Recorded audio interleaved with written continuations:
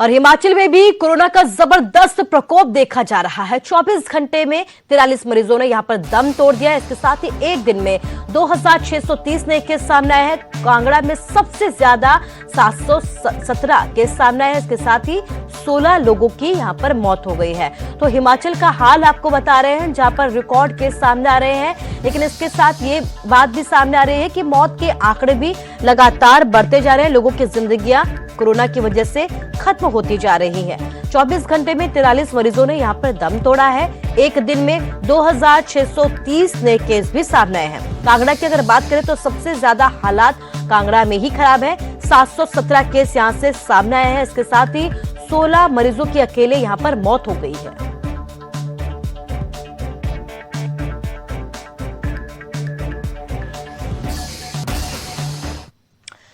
तो हिमाचल में कोरोना पर नियंत्रण पाने के लिए प्रदेश सरकार पूरी तरह से प्रयासरत है। इसी के चलते मुख्यमंत्री जयराम ठाकुर पूरे प्रदेश का दौरा कर रहे हैं। इस बीच जगह जगह पर हर जिले में मुख्यमंत्री जयराम ठाकुर कोविड-19 केयर सेंटर में व्यवस्था का खुद जायजा भी ले रहे हैं। हालांकि उन्होंने ये भी साफ किया है कि प्रदेश में अभी लॉकडाउन की कोई जरूरत नहीं है, लेकिन पाबंदियां थोड़ी और बढ़ा दी जाएंगी ताकि कोरोना की रफ्तार पर लगाम लगाई जा सके।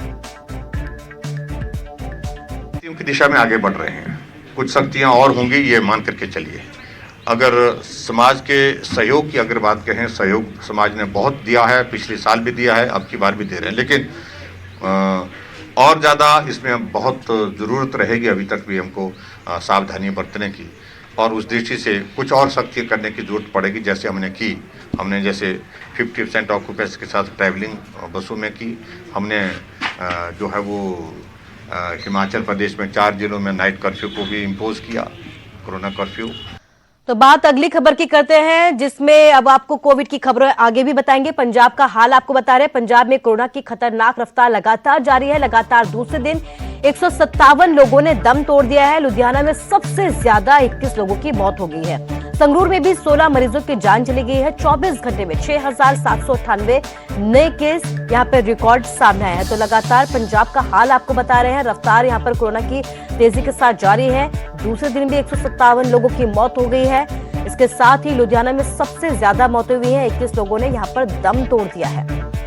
संगरूर की अगर बात की जाए तो 16 मरीजों की यहां पर जान चली गई है। तो अलग अलग जगहों का हम आपको आंकड़ा बता रहे हैं। 24 घंटे में 6778 रिकॉर्ड केस भी सामने आए हैं।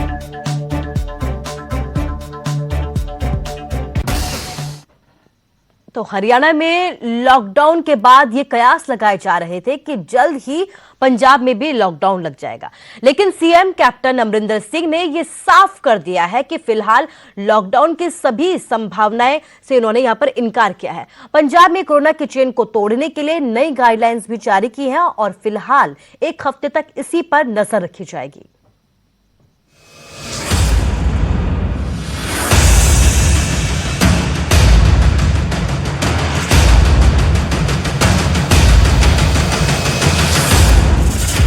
पंजाब में भी कोरोना तांडव मचा रहा है। इन सब के बावजूद कैप्टन सरकार ने फिलहाल लॉकडाउन लगाने से साफ इनकार कर दिया।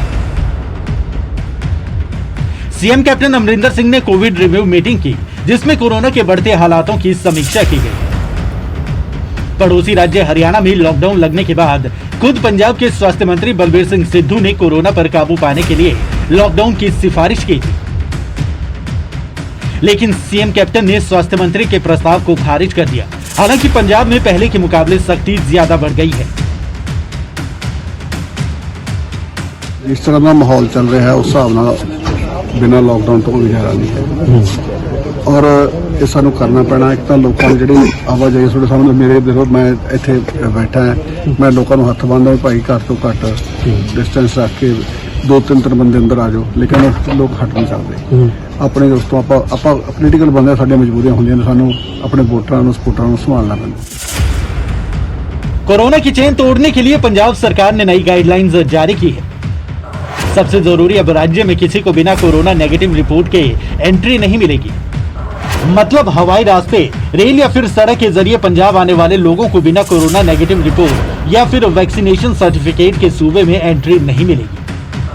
यही नहीं, 15 मई तक राज्य में गैर जरूरी सेवाओं वाली दुकानें बंद रहेंगी। इसके अलावा राज्य में रोजाना नाइट कर्फ्यू शाम के 6 बजे से सुबह के 5 बजे तक जारी रहेगा। नई गाइडलाइंस के मुताबिक अब शादी, अंतिम संस्कार में 10 से ज्यादा लोगों के एकजुट होने पर रोक है। सूबे में सभी तरह की भर्ती परीक्षाओं को स्थगित कर दिया गया है। सरकारी कार्यालय और बैंकों में 50% ही कर्मचारी काम करेंगे। होटल, रेस्टोरेंट और ढाबे में बैठकर खाना खाने पर रोक है। सिर्फ टेक अवे या होम डिलीवरी की ही अनुमति दी गई है। फिलहाल 1 हफ्ते तक इन्हीं गाइडलाइंस पर नजर रखी जाएगी। ਜਿਹੜੀਆਂ ਕੱਲ ਲੱਗੀਆਂ ਨੇ ਪਾਬੰਦੀਆਂ ਲੱਗੀਆਂ ਨੇ ਕੱਲ ਉਹਨਾਂ ਤੇ ਹੀ ਅਮਲ ਕਰਨਾ ਹੈਗਾ। ਉਹਨਾਂ ਦਾ 1 ਹਫ਼ਤਾ ਰਿਜ਼ਲਟ ਦੇਖਣਾ ਹੈਗਾ। ਵੇਟਡ ਵਾਚ ਤੇ ਗੱਲ ਹੋਈ ਹੈ ਕਿ ਵੀ ਆਪਾਂ 1 ਹਫ਼ਤਾ ਚੈੱਕ ਕਰ ਲਈਏ ਵੀ ਕਿਸ ਤਰ੍ਹਾਂ ਹੁੰਦਾ। ਉਸ ਤੋਂ ਬਾਅਦ ਜਿਹੜੀ ਅਗਲੀ ਰਿਵਿਊ ਮੀਟਿੰਗ ਹੋ ਉਹਦੇ 'ਚ ਕੋਈ ਨਾ ਕੋਈ ਡਿਸੀਜन। पंजाब में दिनों दिन कोरोना के रिकॉर्ड तोड़ केस सामने आ रहे हैं। यही नहीं, हर दिन मौत का आंकड़ा भी डराने वाला है। लेकिन सवाल है कि जब कोरोना की दूसरी लहर पहले के मुकाबले ज्यादा घातक है, तो फिर क्या इन बंदिशों से इस पर काबू पाया जा सकता है, या फिर लॉकडाउन ही आखिरी रास्ता बचा है? नपिंदर बराड़ के साथ पंकज कपाही, न्यूज़ 18 चंडीगढ़। और खबर हिमाचल से है। हिमाचल की कैबिनेट मंत्री सरवीन चौधरी कोरोना पॉजिटिव पाई गई है। सरवीन चौधरी का पूरा परिवार कोरोना संक्रमित पाया गया है। सीएससी शाहपुर में कोविड टेस्ट करवाया था, रैपिड टेस्ट करवाया था। रिपोर्ट पॉजिटिव आने के बाद सरवीन चौधरी के पति और बेटे की रिपोर्ट भी पॉजिटिव आई है। जांच रिपोर्ट आने के बाद सरवीन चौधरी ने ये लोगों से अपील की है कि उनके संपर्क में आए लोग सभी खुद को आइसोलेट कर दे। कोरोना के लक्षण दिखने पर अपनी जांच भी करवाए। तो सरवीन चौधरी कोरोना संक्रमित पाई गई है। और न सिर्फ सरवीन चौधरी बल्कि अब उनका पूरा परिवार भी कोरोना संक्रमित पाया गया है। रिपोर्ट पॉजिटिव आई, जिसके बाद उन्होंने लोगों से ये अपील की है कि उनके संपर्क में आए लोग खुद को आइसोलेट करें और जांच जितने भी अगर लक्षण उनमें पाए जाते हैं उसके बाद अपनी जांच जरूर करवाएं।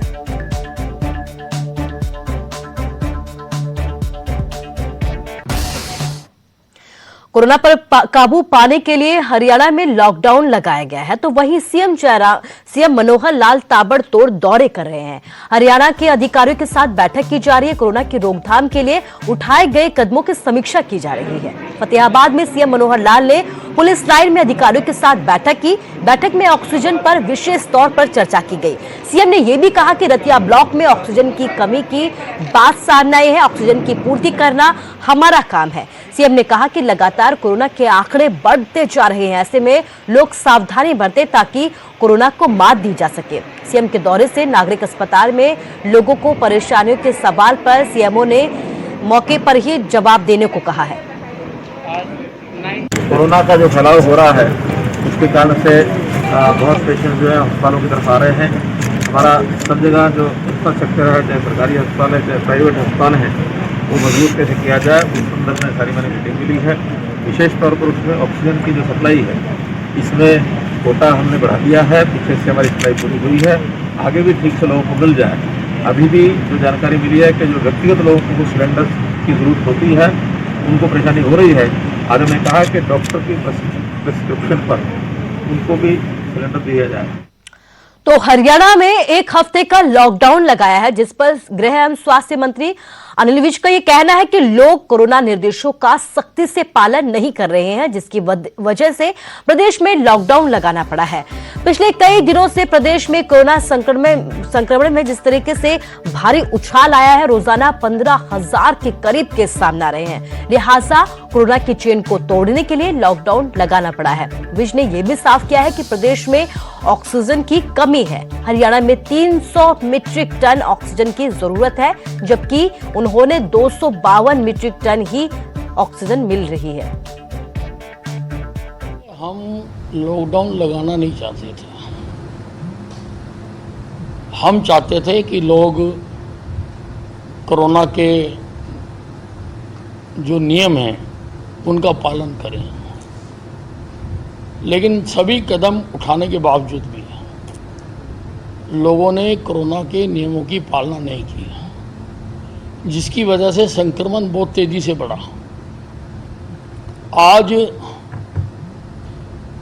एक्टिव मरीज 1 लाख से ज़्यादा हैं और लगभग 15,000 मरीज रोज जुड़ रहे हैं।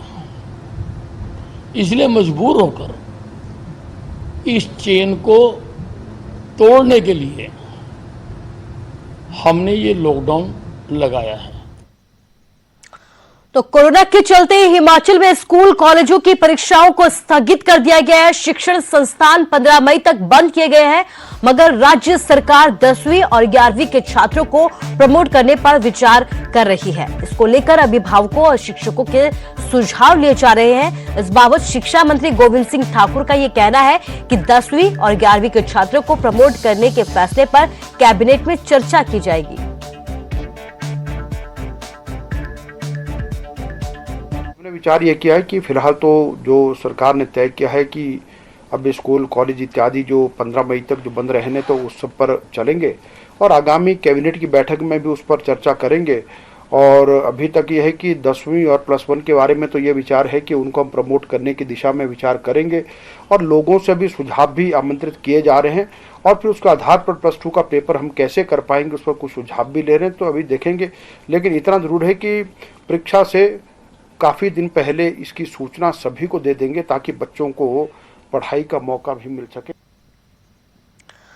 तो कोरोना महामारी के दौर में देश भर में ऑक्सीजन को लेकर हाहाकार मचा हुआ है। वहीं रसूखदार अपने घरों के लिए ऑक्सीजन को स्टोर करके रख रहे हैं। ये हमारा कहना नहीं है, ये कहना है कांग्रेस पार्टी के विधायक नीरज शर्मा का, जिन्होंने फरीदाबाद के सेक्टर 31 में बने एक गोदाम पर रेड की है। यहां पर उन्होंने भारी मात्रा में भरे हुए ऑक्सीजन सिलेंडर बरामद किए हैं। और कैमरा चालू है ना आपका, और यही दिखाऊंगा, यही खड़ी थी। कत्ल हो जाएंगे तो ऐसे पता नहीं कितने डेली ये गड़बड़ घोटाले कर रहे हैं। जिनको जरूरत है उनको सिलेंडर मिल नहीं रहे और हम कई दिन से लगे पड़े थे। हमने अपने लोगों का जाल बिछा रखा था, कहाँ कालाबाजारी हो रही है कहाँ नहीं हो रही है। हम 2 दिन पहले भी गए थे एक सपोर्ट पे, वहाँ हमें सिलेंडर नहीं मिला। आज सौरभ भारद्वाज जी वॉइस ऑफ फरीदाबाद से लाइव कर रहे थे, हमने देखा, देखते के संग हम तुरंत यहाँ आए और यहाँ 50 से ज़्यादा सिलेंडर पड़े हुए हैं।